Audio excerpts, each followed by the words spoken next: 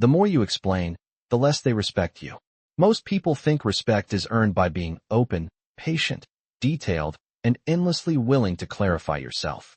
They think that if they just explain their intention one more time, defend their decision a little better, or prove their heart is good enough, people will finally understand them and treat them fairly. But that is not how power works. That is not how people read status. And that is not how respect is built. In the real world, people are not only listening to your words. They are reading your emotional control. They are reading your boundaries. They are reading whether you stand on your truth or whether you keep adjusting it under pressure. Every extra sentence can reveal something you never meant to show. It can reveal fear. It can reveal uncertainty. It can reveal that you are not explaining because the situation requires clarity, but because your nervous system is begging for approval. And once people feel that, the conversation changes. It is no longer about the truth. It becomes about your need. And the moment your need becomes visible, your position becomes weaker. That is why some people can say very little and still carry weight, while others talk for 10 minutes and lose the room. Respect is not always lost when you are wrong. Respect is often lost when you show that you cannot stop defending yourself. The strongest presence in any room is rarely the person with the longest explanation. It is usually the person who knows what does not deserve one. Think about how this plays out in real life. At work, you make a decision and someone questions it. Instead of stating your reason once, you begin adding layers. You explain your timeline, your intention, the pressure you were under, the logic behind each choice, the fact that you meant well, the fact that you were trying to help, the fact that you did not want anyone to misunderstand you. What started as a simple answer becomes a public negotiation of your credibility. In relationships, it gets worse. You say no, but then you explain for 5 minutes because you do not want to seem cold. You set a boundary, but then you soften it, justify it, and decorate it so the other person will not feel uncomfortable. You call out disrespect, but then you immediately explain that you are not trying to start drama, not trying to be difficult, not trying to be rude, not trying to hurt anyone. You see what is happening? You are not just speaking. You are signaling that your boundaries are open to debate. You are teaching people that if they push hard enough, they can make you emotionally explain your position until your certainty starts to bend. That is exactly why manipulators love people who over-explain. They do not need your logic. They need your insecurity. They need your fear of being misunderstood. They need your habit of defending yourself beyond what is necessary, because every extra sentence gives them more material to twist, challenge, and control. Some people ask questions to understand you. Other people ask questions to exhaust you. Learn the difference. Not every conversation is a good faith exchange. Not every request for explanation is sincere. Some people already decided not to respect you, and they are not asking for clarity. They are asking for access. Access to your emotions. Access to your uncertainty. Access to the part of you that panics when your image is threatened. And if you do not understand this, you will spend years thinking you have a communication problem when the real problem is that you keep trying to earn respect from people who benefit from keeping you off balance. The need to over-explain usually starts long before adulthood. It begins when you learn that being misunderstood feels dangerous. Maybe you grew up around criticism. Maybe you were blamed unfairly. Maybe your feelings were dismissed unless you presented them perfectly. Maybe you learned that peace only came when you explained yourself well enough, gently enough, carefully enough, and long enough. So now, as an adult, you enter conversations already prepared for trial. You do not just answer. You defend.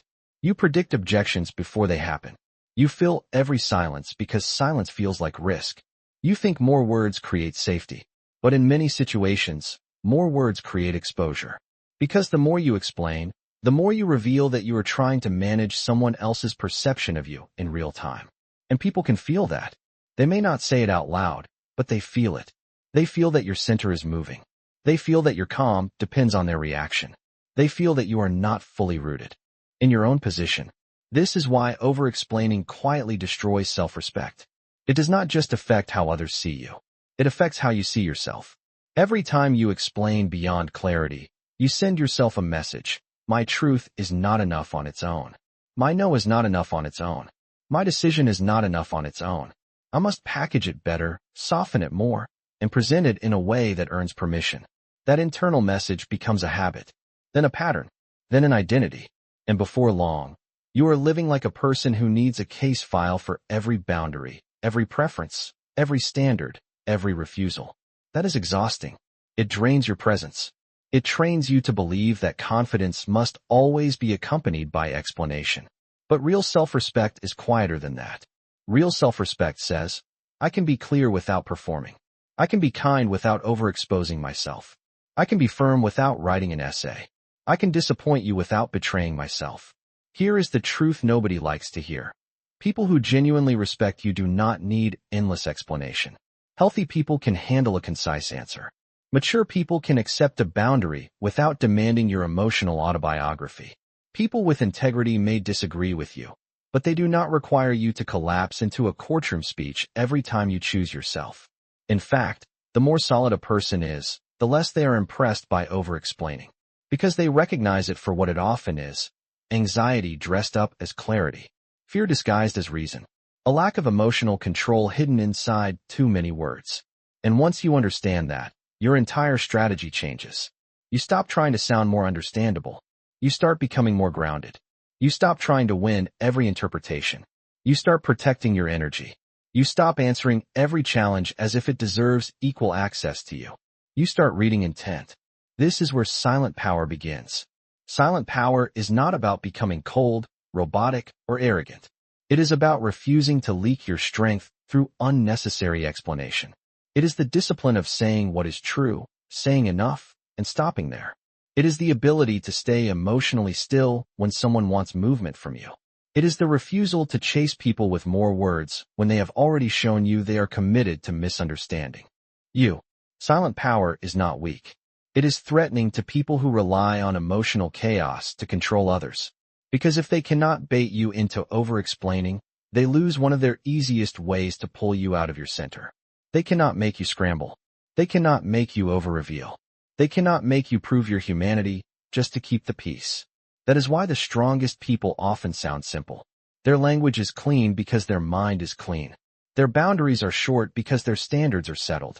Their no is not decorated. Their yes is not desperate. Their silence is not confusion. It is control. One of the biggest shifts you must make is this: stop confusing being understood with being respected. These are not the same thing. Many people will understand you and still choose what benefits them. Many people will understand your pain and still use it against you. Many people will understand your reason and still keep pushing because they are not looking for logic. They are looking for leverage. So the goal is not to be perfectly understood by everyone. That is a childish fantasy and a dangerous one. The goal is to be clear enough, calm enough, and rooted enough that you do not abandon yourself trying to manage every reaction around you. Respect often grows not when you say more, but when you show that your position does not collapse under pressure. That is what people trust. That is what people feel. Certainty is persuasive. Not loud certainty. Not aggressive certainty. Quiet certainty. The kind that does not need applause. The kind that does not panic in silence. The kind that can let misunderstanding sit in the room without chasing it. Because here is another hard truth. Sometimes the more you explain, the more suspicious people become. Why?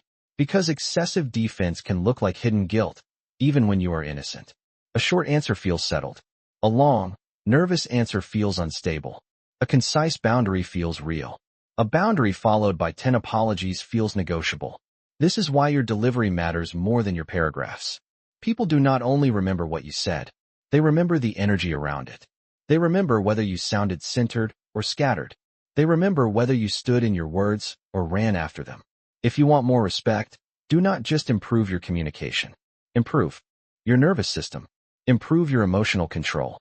Improve your ability to let a sentence end. That is where power lives. So what do you do instead? First, say it once, clearly. Most people lose respect because they repeat themselves until the sentence loses all weight. They start strong, then immediately water it down. I can't do that tonight becomes, I just have a lot going on and I've been tired, and I already promised myself I'd rest, and I hope you don't take it the wrong way, and maybe another time. Now your no is no longer a no. It is an opening. It is an invitation for negotiation. A clear statement should sound like a clear statement. I'm not available tonight. That doesn't work for me. I've made my decision. I'm not discussing this further. Notice how these sentences carry finality. They are not rude. They are not dramatic. They are simply not begging for permission. That is the difference. Clarity is respectful. Over-explaining is often self-erasure. Second, separate clarity from approval. This changes everything. Clarity means I have communicated my position. Approval means I need you to feel good about my position. Those are different goals. And the second one will make you weak if you are not careful. The moment you start trying to emotionally manage how your truth lands in someone else, you begin adjusting yourself to protect their comfort. Then your honesty gets diluted. Your boundary gets softened. Your self-respect gets traded for temporary peace. Ask yourself in real time, am I explaining to inform, or am I explaining to be accepted? That one question can save you years of drained energy. Because a lot of what people call kindness is actually fear of disapproval. A lot of what people call patience is actually fear of conflict. A lot of what people call being thorough is actually fear that their first answer will not be enough. But if your first clear answer is never enough for someone, the problem may not be your communication. The problem may be that they do not respect limits unless they are forced to. Third, use controlled silence. This is one of the most underrated forms of power in human interaction. After you answer, stop. After you state your boundary, stop. After you clarify your position, stop. Most people destroy their own authority in the 5 seconds after they say something important. They cannot tolerate the silence, so they rush to fill it. They add context, soften the edge, explain their tone, reassure the other person, and slowly pull the strength out of their original statement. Let the silence work for you. Silence creates weight. Silence communicates that you do not need to chase agreement. Silence shows emotional control. And emotional control is read as power more often than eloquence is. You do not have to fear a quiet room. Let your sentence land. Let people deal with it. Let them reveal themselves in the space you do not fill. Fourth, stop defending obvious boundaries. A major sign of low social power is feeling like every no must be justified with a legal argument. But healthy boundaries are not crimes, and you are not on trial. You do not need a dramatic excuse to protect your time, your energy, your body, your attention, or your peace. No is a complete sentence. I'm not comfortable with that is enough. That won't be possible is enough. The more you explain a boundary, the more some people hear flexibility. They start searching for loopholes. They start testing your consistency. They start believing that if they apply enough pressure, your standard will melt. Never teach people that your boundaries exist only when they are understood, approved, and emotionally rewarded. Boundaries exist because they matter to you. That is enough. Fifth, read intent, not just words. This is where social intelligence changes your life. Not everyone questioning you deserves the same level of response. A sincere person asks to understand. A manipulative person asks to gain control. A sincere person becomes clearer when you answer. A manipulative person keeps moving the target. A sincere person respects your limit even if they dislike it. A manipulative person treats your boundary like a problem to solve. If you cannot read this difference, you will over-explain to the wrong people and underprotect yourself in the moments that matter most. Start watching patterns instead of listening only to language. Do they ask one question or 10? Do they calm down when you clarify, or do they escalate? Do they respect your answer, or do they keep circling until you are emotionally tired? That tells you everything. Do not respond to all pressure as if it were confusion. Sometimes it is strategy, and the right response to strategy is not more disclosure. It is less access. There is another reason over-explaining makes people respect you less. It often signals that you are available for emotional extraction. Some people are not looking for truth. They are looking for energy. They provoke, question, accuse, or misunderstand you because they want a reaction. They want to see you work for their approval. They want to watch you try to repair an image they just threatened. When you take the bait, they feel powerful. When you stay grounded, they feel the loss of control. This is why so many high-conflict people become irritated when you answer calmly and briefly. Your calm blocks their entry point. Your brevity denies them material. Your silence stars the dynamic they were trying to create. This does not mean every short answer is wise. It means every answer should be intentional. The goal is not to become distant for no reason.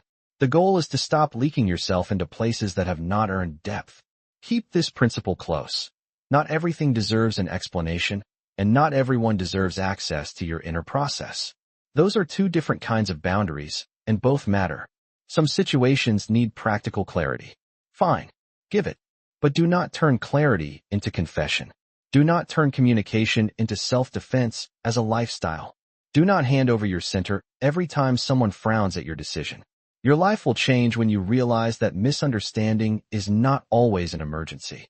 Sometimes people misunderstand you because they are limited. Sometimes because they are biased. Sometimes because they are emotional. Sometimes because they simply do not want the truth if it costs them control. None of those reasons require you to abandon your dignity. In fact, one of the deepest forms of self-respect is the ability to let people be wrong about you without collapsing into performance. That does not mean you never clarify. It means you choose when clarification serves truth and when it only serves fear. There is a mature way to communicate, and then there is a desperate way. Mature communication is clean, calm, and proportionate. Desperate communication is long, defensive, repetitive, and emotionally loaded. Learn to hear the difference in your own voice. When you are speaking from self-respect, your words become fewer and stronger. When you are speaking from fear, your words become many and unstable. This is not about becoming less human. It is about becoming less available for manipulation. The world will always contain people who test limits, misread strength, and exploit softness. Your job is not to explain your way out of their nature. Your job is to become the kind of person whose presence makes those tactics less effective. That comes from boundaries. That comes from emotional control. That comes from self-respect practiced in real time, especially when pressure enters the room. Start small. In your next difficult conversation, answer once. Then stop. Watch what happens inside you. Feel the urge to add more. Feel the discomfort of not managing the other person's reaction. Stay with it. That discomfort is not danger. It is withdrawal from an old pattern. It is the nervous system learning that silence can be safe.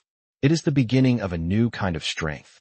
Another powerful practice is this. Reduce apologies that exist only to soften your existence. Stop apologizing for boundaries, standards, timing, rest, space, or saying no. Apologize when you have done wrong. Do not apologize for having a self. Every unnecessary apology trains people to expect access to your guilt. The same is true for over-explaining. Every unnecessary explanation trains people to expect access to your inner courtroom. Break that pattern. Become harder to pull into defense mode. Become slower to justify what you already know is valid. Become cleaner in speech and stronger in stillness. You do not need to turn into stone. You simply need to stop acting like your dignity is up for review. Understand this clearly. The people who benefit most from your over-explaining are usually the people who respect you the least. They enjoy your effort because it confirms the dynamic. You chase clarity. They hold power. You prove. They judge. You reveal. They evaluate. That structure is poison to self-respect. End it. Not with drama. Not with revenge. With calm finality. With fewer words. With better boundaries. With the refusal to explain your worth to those committed to misreading it. The more you practice this, the more you will notice a shift. Conversations become shorter. Your energy stays intact. Manipulative people lose interest faster. Respect rises in places where health exists, and dysfunction becomes easier to spot where it does not. Most importantly, you begin to trust yourself more. You stop treating every disagreement like a threat to your identity. You stop performing innocence. You stop negotiating with people who only feel powerful when you become small. And in that shift, something powerful happens. Your words gain weight again. Because words have weight when they are not wasted. Because truth has force when it is not buried under anxiety. Because a person who does not over-explain sends a message without saying it directly. I know who I am. I know what I meant, and I will not chase your permission to stand by it. That is the message people respect. Not because it is loud, but because it is stable. Not because it dominates, but because it does not fold. Not because it demands attention, but because it does not beg for it. So remember this the next time you feel the urge to explain yourself into exhaustion. Pause. Ask what is really happening. Are you clarifying, or are you pleading? Are you informing, or are you performing? Are you speaking from grounded truth, or from fear of losing approval? Then choose differently. Say what is true. Say enough. Hold your boundaries. Read people carefully. Protect your energy. Let silence do some of the work. Let emotional control replace anxious explanation. Let self-respect become visible through restraint. Speak less. Mean more. and let your boundaries do the explaining.